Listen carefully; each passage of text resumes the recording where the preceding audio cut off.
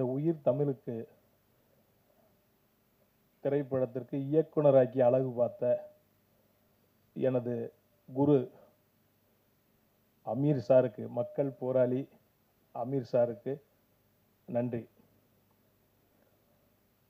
நான் ஏன் அவரை குருன்னு சொல்கிறேன்னா, நான் அவருடைய எந்த திரைப்படத்துலையும் உதவியாளராக நான் வந்து வேலை செய்யலை. அவரோட படத்துக்கு நான் இயக்குனர். ஆனால் நான் ஏன் அவரை குருன்னு சொல்கிறேன்னா, அதுக்கு ஒரு குட்டி பிளாஸ்பேக் இருக்கு. ஒரு குட்டி பிளாஸ்பேக் இருக்கு. கொஞ்சம் டைம் எடுத்துக்கிறேன், மன்னிக்கணும். என்னென்னா, ஒரு இயக்குனரை எனக்கு இது அரங்கேற்றம். இவங்கெல்லாம் பல அரங்கேற்றங்களை பார்த்தவங்க இந்த மேடையில் இருக்கிற எல்லா பேருமே. எனக்கு இது அரங்கேற்றம். அவரோட மௌனம் பேசியதே திரைப்படத்தோட ஆடியோ லான்ச் தான் எனக்கு சினிமாவில் ஃபஸ்ட்டு என்ட்ரி. நான் முதல்ல பார்த்த ஒரு இசை வெளியீட்டு விழா வந்து தேவி தியேட்டரில் மௌனம் பேசியதோட இசை விழா. அப்போ தான் நம்ம சினிமாவுக்கு வரணுன்ற ஒரு முழுமையான நம்பிக்கை சினிமா நமக்கு இருந்தது. ஊரில் இருக்கும்போதே நமக்கு சினிமா கனவுகள் இருந்தது. அவரை பார்த்து தான் நான் வந்தேன் சினிமாவுக்கு. ஏன் அந்த நம்பிக்கை, ஊரை விட்டு நம்ம கிளம்பி சினிமான்னு வரணுன்ற நம்பிக்கை ஏன் வந்ததுன்னா, உங்களுக்கு எல்லாருக்கும் தெரியாது, இந்த அரங்கத்திலேயே வந்து அதிகமாக அவரை பற்றி தெரிஞ்சது நானாக இருக்கணும். எப்படின்னா, எனக்கு விவரம் தெரிஞ்சு ஒரு 40 வருஷமாக அவர் எனக்கு தெரியும், விவரம் தெரிஞ்சு. ஏன்னா மதுரையில் என் வீட்டுக்கு எதிர்த்து வீட்டுக்காரர் அவர், என் சொந்தக்காரரு, என் வீட்டுக்கு எதிர்த்து வீட்டுக்காரரு. அவரை பற்றி எனக்கு அவ்வளவும் தெரியும், நிறைய தெரியும் அவரை பற்றி எனக்கு. அப்போ இனிமேல் சினிமா தான் அப்படின்னு அந்த நம்பிக்கையை விதைச்சது எனக்கு வந்து அந்த மௌனம் பேசியது ஆடியோ லான்ச். அதுக்கப்புறம் உதவி இயக்குனராக வந்து சேரணும்னு முடிவு பண்ண உடனே என்னோட நண்பர்கள்ட்ட சொல்கிறேன், கல்யாணம் பண்ணி குழந்தையெல்லாம் பெற்றுட்டோம், வயசு 30க்கு மேலே ஆயிடுச்சு, இனிமேல் சினிமாவில் போய் நீ போய் எப்படி பாக்கலாம், சரியாக வருமா அப்படின்னு ஒன்று. ரெண்டாவது என்னென்னா, நான் மதுரையில் பிஸ்னஸ் பண்ணிகிட்ருக்கேன், ஏட்ட 40-50 பேர் வேலை செஞ்சிட்ருக்கான். இதெல்லாம் விட்டுட்டு சினிமாவுக்கு போய் நம்ம எப்படி, ப்ரொடியூசராக வரல, நான் டைரக்டர் ஆகணும்னு தான் நான் வந்தேன் நான் அப்படின்னு டிஸ்கஸ் பண்ணும்போது, சரி ஒரே முடிவாக நம்ம போயிடலாம் அப்படின்னு சொல்லிட்டு வரேன். அப்படி வரும்போது அண்ணன் இயக்குனர் பாலா அவர்களுக்கும் அமீர் சாருக்கும் மீட்சூலா ஒருத்தர் இருக்கார், அவருக்கு உறவினர், அவருக்கு வந்து அவர் மாமா, எனக்கு அவர் அண்ணன், ஒரு அட்வொகேட் இருக்கார் மதுரையில். அவர்கிட்ட போய் சொல்கிறேன், ஆனால் இந்த மாதிரி நான் சினிமாவில் டைரக்டராக போனேன், நான் உதவி இயக்குனராக சேரணும்னே, எனக்கு கொஞ்சம் பாலா அண்ணன்ட்ட ரெக்கமெண்ட் பண்ணுங்க அப்படின்னு. அப்போ அமீர்கிட்ட அனுப்பிச்சுட்றேன்ப்பா, அவன்கிட்ட போடப்பா அப்படின்ட்டார். இல்லை நான் பாலா அண்ணன்ட்ட தான் நான் சேரணும் அப்படின்னோன்னா, ஒரு கல்யாணத்தில் ஒரு பாலா அண்ணனை மீட் பண்ணுறோம். மீட் பண்ணி இந்த மாதிரி தம்பி அசிஸ்டன்ட் டைரக்டராக சேரணும்ட்டாப்லப்பா வந்துட்டு அப்படின்னா, வர சொல்லுங்கன்ட்டார். அவர் மேலே பெரிய மரியாதை வச்சுருக்கவர், வர சொல்லுங்கன்னு சொல்லிட்டார். சொன்னோன்னே நான் சென்னைக்கு வந்துட்டேன். வரும்போதே காரோடு வர்ற ஒரு அசிஸ்டன்ட் டைரக்டர் வந்து இங்கே ஒரு வீடு பிடிச்சி தனியாக தான் வரேன். வந்து எல்லாம் செட் பண்ணிவிட்டு பாலண்ணனை போய் பார்க்குறேன். அப்போ ஒரு நான் கடவுள் படத்தோட டிஸ்கஷனுக்காக அண்ணா நகரில் ஆஃபீஸ் போட்டிருக்காரு. அந்த ஆஃபீஸில் பார்த்தீங்கன்னா, இங்கே சாலிகிராமத்தில் ஒரு ஆஃபீஸ் இருக்குது, ஆனால் அவர் யாரும் தொந்தரவு இருக்கக்கூடாதுன்றக்காக அண்ணா நகரில் ஒரு ஆஃபீஸ் போட்டிருக்காரு. காலையில் 9 மணிக்கு போயிட்டேன் நான். 9 மணிக்கு ஆஃபீஸ் போனோன்னா ஒரே ஒரு அசிஸ்டன்ட் டைரக்டர் இருந்தார். டைரக்டர் இருக்காருன்னா மேலே தான் இருக்கார், வெயிட் பண்ணுங்க அப்படின்ட்டார். மணி 10 ஆச்சு, 11 ஆச்சு, 12 ஆச்சு, 12:30 ஆச்சு. அப்போ அந்த படத்தில் முதல்ல ஒரு பெரிய ஹீரோ நடிக்கிற மாதிரி இருந்தார். அந்த ஹீரோ வந்தார் அந்த ஆஃபீஸுக்கு. ஏன்னா ஆச்சரியமாக இருந்தது, ஏன்னா இவ்வளோ பெரிய ஹீரோ சிம்பிளாக வராருன்ட்டு. வந்து அந்த ஹீரோ வந்தோன்னா அசிஸ்டன்ட் டைரக்டர் மேலே கூட்டிகிட்டு போகிறார். அப்புறம் மணி 1 ஆகுது, 2 ஆகுது, 2:30 மணி ஆகுது, சாப்பாடு போகுது மேலே. அந்த அசிஸ்டன்ட் டைரக்டர் நீ சாப்பிட்டியான்னு கூட கேட்கல, மேலே போகிறாங்க. 3 ஆகுது, 4 ஆகுது, 5 ஆகுது. நான் எப்போ வேணாலும் டேரக்டர் கூப்பிட்டுருவார், மேலே ஹீரோ வேறு இருக்காருன்னு சொல்லிட்டு நான் வெயிட் பண்ணிகிட்ருக்கேன். ஒரு 5 மணிக்கு அந்த ஹீரோ வந்து திருப்பி கீழே போகிறாரு இறங்கி. அந்த அசிஸ்டன்ட் டைரக்டர் போய் ஹீரோ ஏற்றி விட்டு வராரு. அப்புறம் 6 ஆகுது, 7 ஆகுது, 8 ஆகுது, 9 மணி ஆயிடுச்சு. என்னை கூப்பிடவே இல்லை. நான் சாப்பிடவும் போகல, அங்கே ஒரு 2 தடவை ரெஸ்ட் ரூம் மட்டும் போயிட்டு வந்து அப்படி உட்காந்துருக்கேன். 9 மணிக்கு மேலே பொறுமை இழந்துட்டேன். இது நமக்கு சரியாக வராதுன்னு சொல்லிட்டு காரை எடுத்துகிட்டு நான் வரேன். எம்எம்டி கிட்ட வரும்போது எனக்கு மதுரையிலேருந்து ஃபோன் வருது. அந்த என்னை ரெக்கமெண்ட் பண்ணவர். எப்பா பாலா கூப்பிட்டானா நீ கிளம்பிட்டியாமலப்பா? ஏன்னா காலையில் 9 மணிலேருந்து நைட்டு 9 மணி வரைக்கும் உட்காந்துருக்கேன், கூப்பிடவில்லை என்ன என்னென்ன அப்படின்ட்டு. அவனை டெஸ்ட் பண்ணியிருக்காயா அவனைய? அண்ணே சாப்பிட கூட கூப்பிட, டே சினிமாவில் பட்டினியும் தாமதமும் தாண்டா முதல்ல வந்து நீ பழகிக்கணும். அவனை டெஸ்ட் பண்ணியிருக்கான், முதல் டெஸ்ட்லேயே நீ தோற்று போயிட்ட பாரு, நீ அவன் கூப்பிட்றான் நீ போண்டார். நான் அப்படியே யோசித்தேன், நான் இல்லைண்ணே இது எனக்கு சரியாக வரலண்ணே, நான் அமீர்கிட்ட போயிடுறேண்ணே அப்படின்ன உடனே சரி உன் இஷ்டம், நான் அவன்கிட்ட சொல்லிடுறேன் நீ போ அப்படின்ட்டு. அப்புறம் இவர்கிட்ட வரேன். இவர்கிட்ட வந்தால் அப்போ ராம் படம் பருத்தி வீரனுக்கு டிஸ்கஷன் நடந்துகிட்ருக்கு. அப்போ அவர்கிட்ட போய் நான் அந்த மாதிரிங்க அசிஸ்டன்ட் டேரக்டர் ஆனோடனே அவர் ஷாக்கு. ஐயோ உனக்கு சரியாக வராது அதெல்லாம், நல்லா ஏன் நம்மளை பற்றி தெரியும், நம்ம ஊரில் எப்படி சுற்றணும் எப்படி தவளத்தா தெரியும்லாம் அவருக்கு தெரியும். அப்போ நான் சொல்கிறேன், இல்லைங்க உங்கள் ஆஃபீஸில் வெளியே ஒரு போர்டு வச்சுருக்கீங்க, கீழ்ப்படியை கற்றுக்கொள் கட்டளையிடும் பணி தானாய் வந்து சேரும்ட்டு. அதை நான் ரொம்ப நேரமாக படிச்சுட்டு இருந்தேங்க. நீங்கள் நினைக்கிற மாதிரிலாம் நடக்காது, கற்றுக்கிறோன்னு வந்திருக்கேன், நான் எந்த தியாகத்துக்கும் தயாராக இருக்கேன் அப்படின்ட்டு. அப்படியா சரி, இந்த கூலிங் கிளாஸ் ஹீலிங் கிளாஸ் எல்லாம் கலட்டிட்டு ஓடி ஆடி வேலை செய்கிற மாதிரி ரெடியாகி வாங்கன்றாரு. அப்புறம் அந்த பருத்தி வீரனுக்காக சாலி கிராமத்தில் ஒரு ஆஃபீஸ் போடுறாங்க. அங்கே போகிறேன். முன்னாடி உறவினரை நான் அவரை பார்க்க வரும்போது சசி தான் ஆளி நல்லா இருப்பார் ஆஃபீஸில். உதவி இயக்குனரை பார்க்க வரும்போது பார்த்தீங்கன்னா நான் வந்தோன்னே உள்ளே கூப்பிடுவார், சாப்பாடு வாங்கி தருவார், ரொம்ப ஜாலியாக பேசுவார். நான் அது மாதிரி நினச்சிக்கிட்டேன். இங்கே காலையில் ஒரு ஆஃபீஸுக்கு போகிறேன் 10 மணிக்கு. போனோன்னே நான் வந்திருக்கேன் அவர்கிட்ட சொல்லுங்கள் அப்படின்ட்டு. சொல்கிறேன்ட்டு ஒருத்தன் போகிறான். அங்கேயும் 10 ஆகுது, 11 ஆகுது, 12 ஆகுது, 1:30 மணி 2 ஆகுது. அங்கே சாப்பிட்டியான்னு கூட கேட்கல. ஆனால் இங்கே கொஞ்சம் நல்லவங்க எல்லாரும், அண்ணே சாப்பிட்டுருங்கண்ணே, சாப்பாடுங்கண்ணே சாப்பிட்டுருங்கண்ணே, இல்லைங்க பரவாயில்ல சாப்பிடுங்கண்ணே வாங்கண்ணே அப்படின்ட்டு. சாப்பிட்றேன். 3 ஆகுது, 4 ஆகுது, 5 ஆகுது, 6 ஆகுது. அவர் வர்றாரு வெளியே. வந்தோன்னு அப்படி பார்க்குறாரு. அது வான்னு சொல்லலை, ஏன்னு சொல்லலை, எதுக்குமே சொல்லலை. அப்படி ஒரு பார்வை அப்படி பார்க்குறாரு. அப்படியே கீழே இருந்து மேலே பாட்டு காரில் ஏறி போயிட்டார். அப்போ சுந்தர்னு பிஆர் இருந்தார். அவர்கிட்டானே என்னண்ணே வர சொன்னார், நான் வந்தேன். நான் என்ன நினச்சி போயிட்டேன்னா காலையில் 10 மணிக்கு போனால் வெயிட் பண்ணிட்டு இருப்பார். பருத்தி வீர ஸ்கிரிப்ட் எடுத்து நம்ம கையில் கொடுத்துட்டு போய் முதல்ல அந்த ரூமில் உட்காந்து படிங்க, அப்புறம் மத்தியானம் நம்மளை கூப்பிட்டு டிஸ்கஸ் பண்ணுவார். அப்படிலாம் வரேன். படம் மாதிரி கற்பனையில் நான் உட்காந்துருக்கிறேன். ஏன்னா என்னன்னு கிடக்காங்க கூட போயிட்டாரடா அவர் அப்படின்னு சொல்லிட்டு அப்படியே அவங்க இல்லைங்க அது என்னன்னு தெரியல, அவர் என்ன மூடில் இருந்தாருன்னு தெரியல. உங்களுக்கு அவரை பற்றி தெரியுமில்ல? ஏங்க அவரை பற்றி எனக்கு தெரியும், எனக்கு வேறு மாதிரி தெரியுங்க, இப்படி எனக்கு அவரை பற்றி தெரியாதுங்க அப்படின்ன உடனே சினிமா போக உங்களுக்கு கற்றுக் கொடுக்கும்.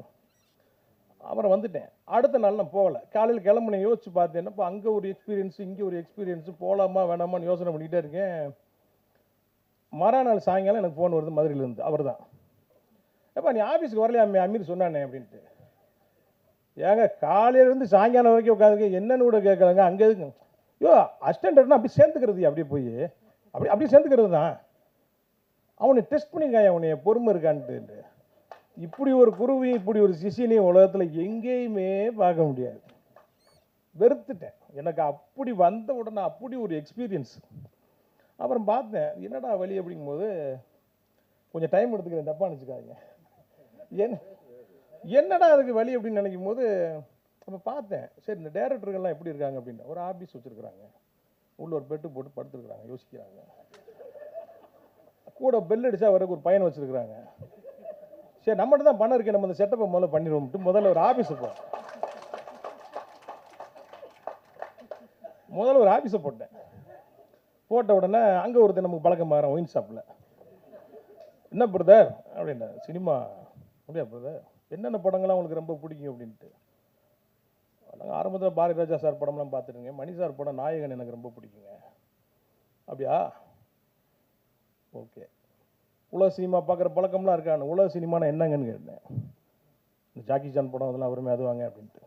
ஓஹோ அப்படியால நீங்கள், சரி உங்கள் ஆஃபீஸ் எங்கே இருக்குன்றார். அப்படி பழகுறோம் கொஞ்சம் நேரம். பழகணுன்னா அவர் மறுநாளையும் ஆஃபீஸ்க்கு வர்றார். ஒரு 3 டிவிடி கொண்டு வர்றார். ஒரு படத்தை போடுறார், காட்ஃபாதர் படம். அப்படியே பார்க்குறேன். எனக்கு மணி சார் மேலே இருந்த மரியாதை அப்படியே இறங்கிருச்சு. அப்படியே படம் பார்த்தேன் எப்படி அப்படின்ட்டு. என்னங்க அது இது மட்டும் இல்லை, இன்னொரு பாட்டு இருக்கு பாருங்கன்ட்டார். அதை பார்க்குறேன். இன்னொரு பாட்டு பாருங்கிறாரு, அதையும் பார்க்குறேன். அதுக்கப்புறம் என்ன பண்ணுறாரு, ஒரு வீடியோ காட்டுறாரு. அதில் அந்த படத்தோட ஆஸ்கார் அவார்டு விழா நடக்குது. அந்த படத்துடைய ரைட்டர் பார்த்தீங்கன்னா 2 ஆஸ்கார் அவார்டை கையில் வாங்கிட்டு அந்த டேரக்டர் திட்டுறாரு. நான் எழுதின கதையில் அவன் 10% கூட படம் எடுக்கலன்ட்டு.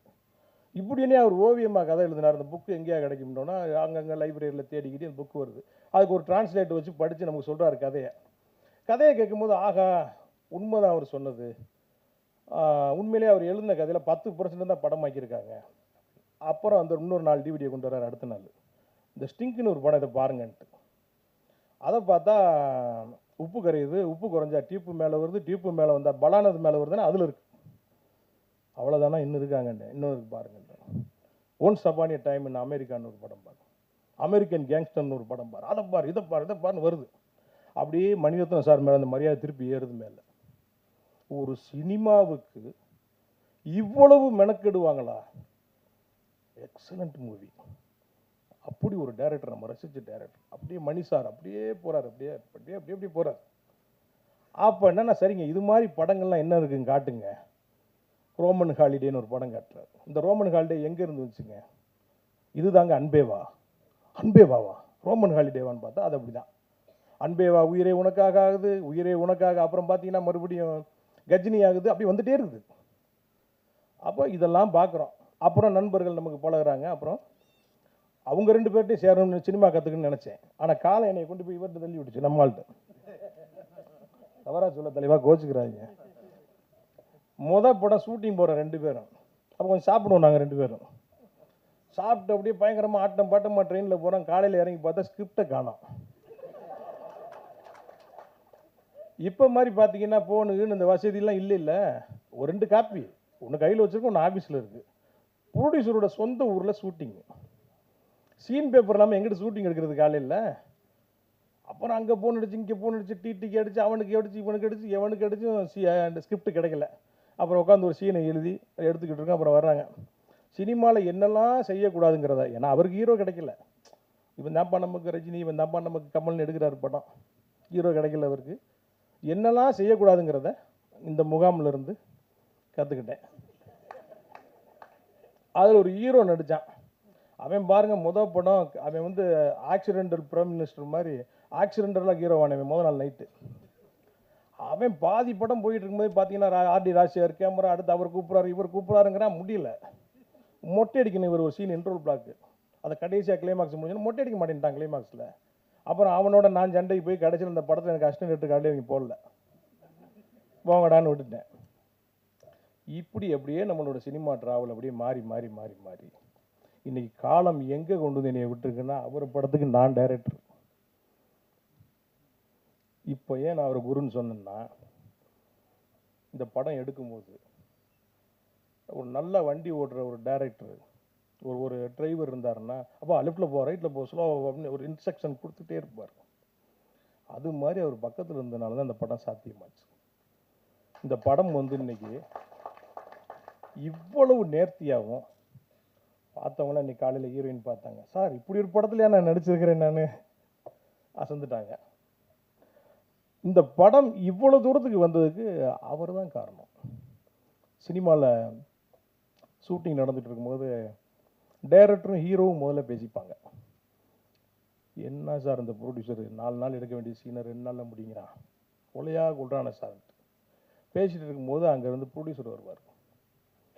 ஹீரோ போய் மார்க்கில் நிற்பார். இப்போ ப்ரொடியூசரும் டைரக்டரும் பேசிக்குவாங்க.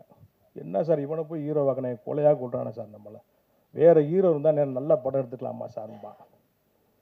கொஞ்ச நேரத்தில் பார்த்தீங்கன்னா டைரக்டர் எழுந்திரிச்சு வேற ஒரு செட்டப்புக்கு போவார். ஹீரோ ப்ரொடியூசர் பக்கத்தில் உட்காருவார். இவன் என்ன சார் டைரக்டர் இவன்ட்ட கொண்டு வந்து என்னையே மாட்டி விட்டீங்க, பாடா படுத்துறான் சார் என்னைய, அடுத்த தடவை வேறு படம் எடுப்போம் சாரும்பாங்க. ஆனால் இப்படியா ஒரு வழியாக படத்தை எடுத்து முடிச்சுட்டு அந்த ஆடியோ லாஞ்சில் பேசுவாங்க பாருங்கள் பேச்சு, எங்கப்பா அவர் அப்படி தெரியுமா இவர் இப்படி தெரியுமான்ட்டு. ஆனால் இங்கே அது நடக்கலை. இங்கே நாங்கள் மதுரை வந்த மண் சூடான மண், சூடான ரத்தம், எதுனாலும் உடனே தெரிஞ்சிடும். அப்படியே காலைல வருவார், அப்படி சிரிச்ச மணிக்கு வருவார், நல்லா இருக்கிறான்னு பார்த்தா டக்குன்னு ட்ரகலாக மாறிடுவார். வேலை நடந்துக்கிட்டு இருந்தால் அவர் மாதிரி ஒரு ஜாலியான ஆள் இருக்க முடியாது. யாராவது செட்டில் தப்பு பண்ணிட்டாங்க, ஏதாவது அவருக்கு பிடிக்கல, சினிமா சம்பந்தமாக அவர் மாறுவார். இப்படியா அந்த படத்தை எடுத்துகிட்டு வந்து நாங்கள் முடித்தோம். இதை எடுத்து கொண்டு வந்து சரி இந்த படத்தை ரிலீஸ் பண்ணுவோம் அப்படின்னு ஒரு ரெடியாகி வரும்போது, இப்போ சொன்னாங்கல்ல சார், பொன்வண்ணன் சார் மதுரையில் பாஷாவாக இருந்தார், சென்னையில் மாணிக்கமாக மாறிட்டார்ன்ட்டு, அவரை இப்போ தாவூத் இப்ராஹிம் மாற்றிட்டாங்க. இங்கேருந்து போனாயே பாருங்கள், லாங் ஜம்ப்பு அட்டேட்டாங்கப்பா. படத்தை ரிலீஸ் பண்ணால் நம்ம அங்கிட்டு கடனை உடனே வாங்கி என்னடா அது எப்படா அந்த படத்தை ரிலீஸ் பண்ணுறோன்னு சிக்கலில் உட்காந்துருக்கும் போது திடீர்னு ஒரு நாள் டிவியை பார்த்தா டடரன் டன் டடரன் டன் டடரன் டன் அடித்தான் பாருங்க. போட்டால் மண்டையில் 3 பேர் கவர் மாட்டிக்கிட்டு நிற்கிறான். ஐயோ 2000 கோடி 3000 கோடி 5000 கோடி. இவங்க என்னவா இருக்காங்கன்னா, அவனை இங்கே ஆரம்பித்து, அதாவது ரெட்டை கோபுர வழக்குக்கு இடிப்புக்கும் அமீருக்கும் சம்பந்தம் இல்லைன்றதை தவிர அனைத்தையும் சொல்லிட்டான். அல் கொய்தாக்கு நம்ம தான் பயிற்சி கொடுத்தோம் மதுரையில் வச்சுன்னு சொல்லுவாங்க போல். ஒரு அளவு வேணாமாங்க, பொழுனித்தனத்துக்கு ஒரு அளவு வேணாமா? ஒரு வாய் இருக்குன்றக்கா என்ன வேணாலும் பேசலாமாங்க? அப்படியே அதிர்ச்சியில் இருக்கேன். வீட்டில் ஏங்க இங்கே பாருங்க 2000 கோடியாங்க, நீங்கள் ஏங்க நகையெல்லாம் வாங்கி அடை வச்சு படம் எடுத்தீங்க? அவர்கிட்ட காசு வாங்கிக்கலாம்லங்க. ஏன்னா இவ்வளோ பணத்தை வச்சுக்கிட்டு பார்த்தீங்கன்னா உங்கள்கிட்ட அப்பப்போ பணம் வாங்கியிருக்காருங்க அவர். என்னங்க இது அநியாயமாக இருக்குங்க இது. நீங்கள் எதாவது கேளுங்க, வெளியே சைடில் இருந்தால் போய் வாங்கிட்டு வாங்க போங்காடு. ஏய் நீ என்னம்மா பவுடரு மெத்துக்குத்துல என்னமோ பெரிய பேர்லாம் சொல்லிட்டு இருக்காங்க, நீ என்னம்மா அப்படின்ட்டு. அப்புறம் அப்படியே பார்த்தேன், அவருக்கு ஃபோன் அடித்தேன். எங்கங்க இருக்கீங்க, நான் ஆஃபீஸுக்கு வாங்கன்ட்டு போனால் அப்படி தனியாக உட்காந்துருக்காரு. என்னங்க வெளியே என்னமோ நடந்துட்டு நீங்கள் வாட்டுக்கு இப்படி உட்காந்துருக்கீன்றேன். எங்கேயா வச்சுட்றேன், நீ பொண்டாடி பிள்ளைலாம் டூருக்கு உடச்சு விட்றியா? என்ன நடக்குதுன்னு ஒன்றே மாதிரி தான் எனக்கும் தெரியல அப்படின்னு உட்காந்துருக்காரு. அப்புறம் அப்படியே உட்காந்துருக்கோம். ஒன்று ஒன்றா வந்து இந்த படத்தோட வியாபாரத்தை மொத்தமாக கலைச்சி விட்டாங்க. இதில் என்னென்னா, அவர் வச்சு படம் ஆரம்பித்த உடனே அவரால் உருவான ஒரு ஹீரோ ஒருத்தர் எனக்கு ஒரு இடத்துல பார்க்குறாரு. அவர் என்ன நட்பில் இருக்கிறார், ஒரு ஹீரோ. சாரை வச்சு படம் பண்ணுறீங்க, ரைட்டு, படத்தை நல்லபடியாக முடிச்சிட்டிங்கன்னா நான் உங்களுக்கு ஒரு டேட் தரேன்ட்டார். இப்போ ஒரு 50-60 கோடி ரூபாய்க்கு இருக்க ஒரு வியாபாரம், நான் கேட்க போகிறதில்ல, அவர் கொடுத்தாலும் எனக்கு வேணாம். எனக்கு இப்படிலாம் இன்றைக்கி இந்த வியாபாரத்தில் பாருங்கள், அவரால் உருவாக்கப்பட்ட ஒரு தயாரிப்பாளர், நானும் ஒரு சக தயாரிப்பாளர், என்னென்ன வழியில் இந்த படத்தை கெடுக்க முடியுமோ. சார் பேசலாமா? இது உங்களெல்லாம் வச்சுக்கிட்டு எனக்கு சரியான தெரியல. என் மனசில் இருக்கிறத நான் சொல்கிறேன் என் மனசில் இருக்கிறத நான் சொல்கிறேன். அடுத்து என்னென்ன செய்ய முடியுமோ. எஃப்எம்எஸ்க்கெல்லாம் பார்த்தீங்கன்னா 15 நாளைக்கு முன்னாடி கொடுக்கணும், அப்போ துபாயெல்லாம் சென்சார் பண்ண முடியும், சப்டைட்லாம் போட முடியும். எல்லாத்தையும் கெடுத்து, அப்போ நான் என்னென்னா, இது என்னடா சோதனைன்ட்டு. ஒரு காலம் இருந்தது மதுரையில், அவர் சொன்னார்ல பொறுக்கியாக இருந்தவர் வந்தவர் சாருன்ட்டு, நம்மளும் கிட்டத்தட்ட அதே கேட்டகரி தான். அங்கங்கே கூட்டமாக போய் சண்டை போடுறது. ஒரு சினிமா பார்க்க போகிற இருந்தால் கூட 10 பேர் போகும்போது பருத்தி வரல குறுவாள் எடுப்பான் பாருங்க, அப்படி வாள் எடுத்து சொல்லிட்டு போவான், எவனா எங்கேயும் அடிச்சு போடுவான் நம்மளை அப்படின்ட்டு. அப்படிலாம் ஒரு காலம் இருந்தது. இதுக்கெல்லாமா நம்ம பயப்பட போகிறோம் நம்ம? ஆனால் எந்தெந்த வழியில் கெடுக்க முடியுமோ எல்லா வழியிலையும் கெடுத்தார். கடைசி என்னென்னா, என்கிட்ட நல்லா பேசவும் செய்வார், அப்பப்போ பேசவும் செய்வார். ஒரு நண்பர் அவர் பேசுனதை ரெக்கார்ட் பண்ணி எனக்கு அனுப்பிச்சி விட்டார். இப்போ என்கிட்ட இருக்குது, என் கையில் இருக்குது, பாருங்க அப்படின்ட்டு.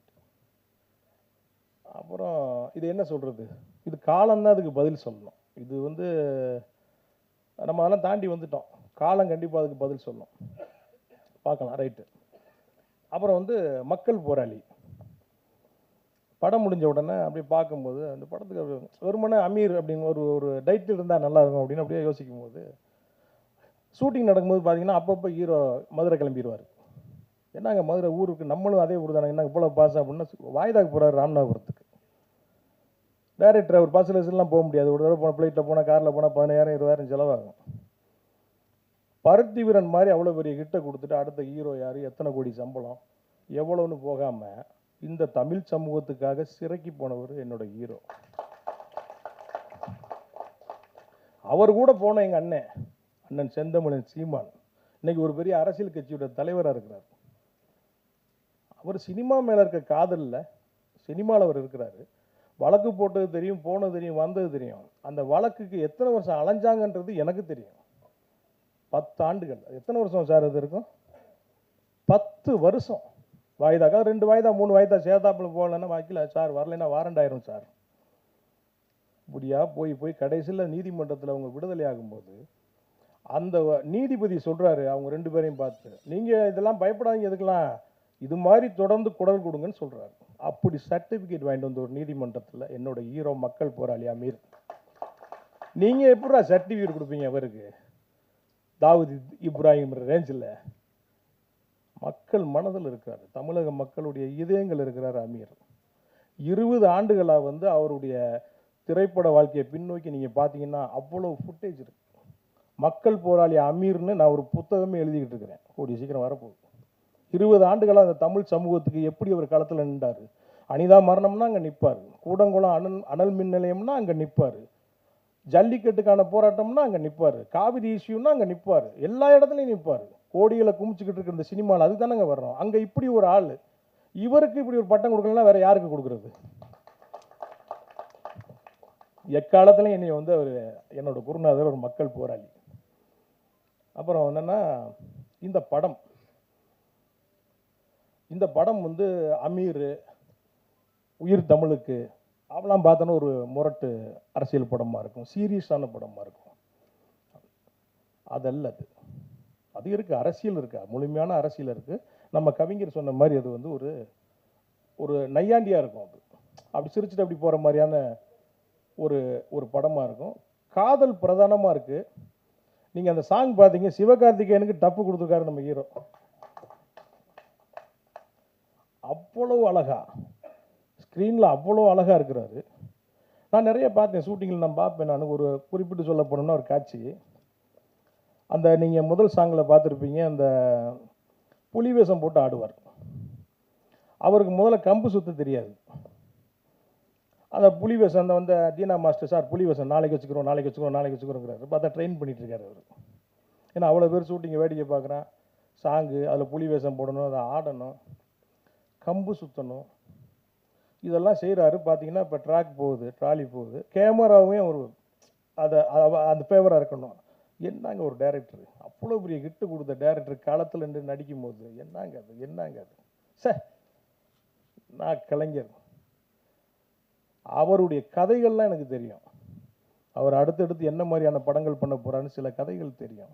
அவரை வேலை செய்ய விடுங்க. அவரை நல்ல திரைப்படங்கள் தமிழகத்துக்கு வரும், மக்களுக்கு பயனுள்ள திரைப்படங்கள் வரும், அவர் வேலை செய்ய விடுங்க.